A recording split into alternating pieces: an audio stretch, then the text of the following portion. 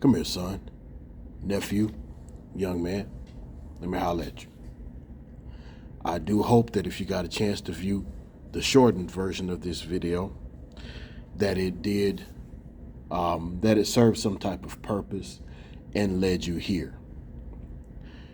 Should you have come to this video first about following up on opportunities, the other video basically discussed the fact that you don't leave opportunities in the air. You don't leave it to chance.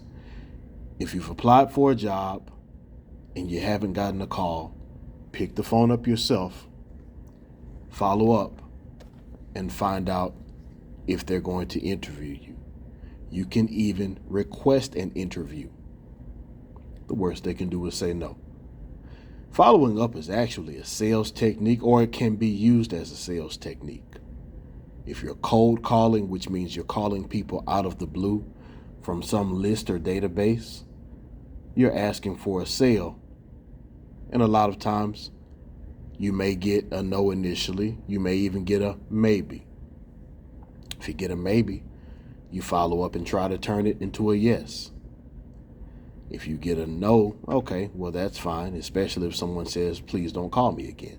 Respect their wishes and respect the law.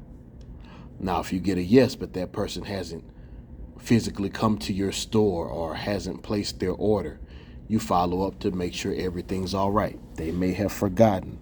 They may need help. But don't sit there and let the opportunity pass. If you've done a job interview, after the interview is over, generally you can ask what the time frame may be for said organization to make their determination. They may give you a time frame, they may not. You ask in a nice manner, the worst they can do is say no. If they give you a time frame, that time frame passes, don't leave it to chance. Pick up the phone, better yet go in person and inquire. The worst they can do is say no. They may say they're still making a choice, or they may say, hey, you know what, we just hadn't gotten around to calling you. I've had all three happen. Now, in the business world, let me give you an example. Because I also mentioned how people get business contacts but don't follow up. In my case in particular, two things happen a lot.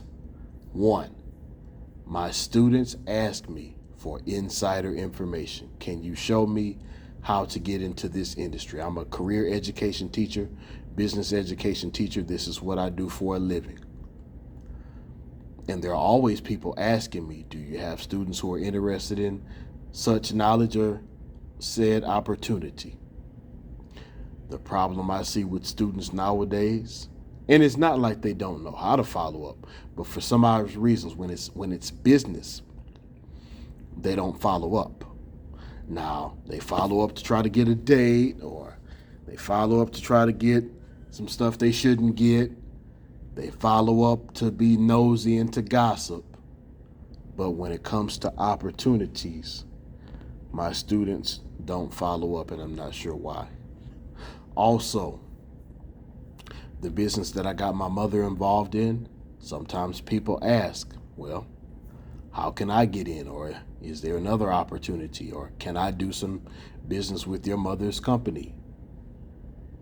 And a lot of times, I've even learned, because a lot of times folks have not been serious and they've wasted our time.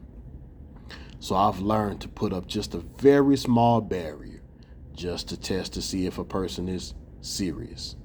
And essentially, I force this person to follow up, because somebody who's hungry and somebody who's interested is going to show some initiative and follow up. And that's the biggest point I'm trying to make. When you follow up on an opportunity, number one, you're getting closer to deciding your own fate for yourself rather than leaving it up to chance for someone else.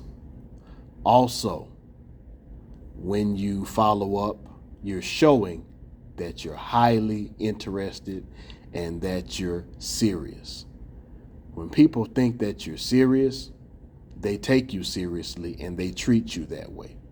When someone isn't sure that you're serious, they'll move on with something else until you show that you are, or until they run across somebody who is serious. And for every opportunity you don't pass on, you have to think there may be somebody who's willing to follow up and snatch that opportunity from you. I have spoken to some young people who say, well, money's not all that important to me. Okay.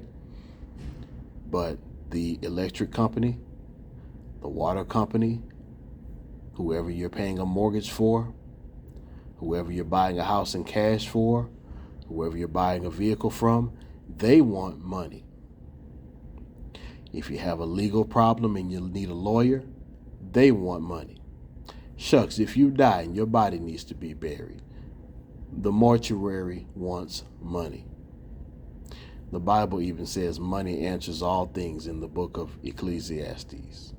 But whether you're a Bible believer or not, get serious about your future. Learn how to follow up on opportunities. And as always, never lose the will to win and never lose the will to survive.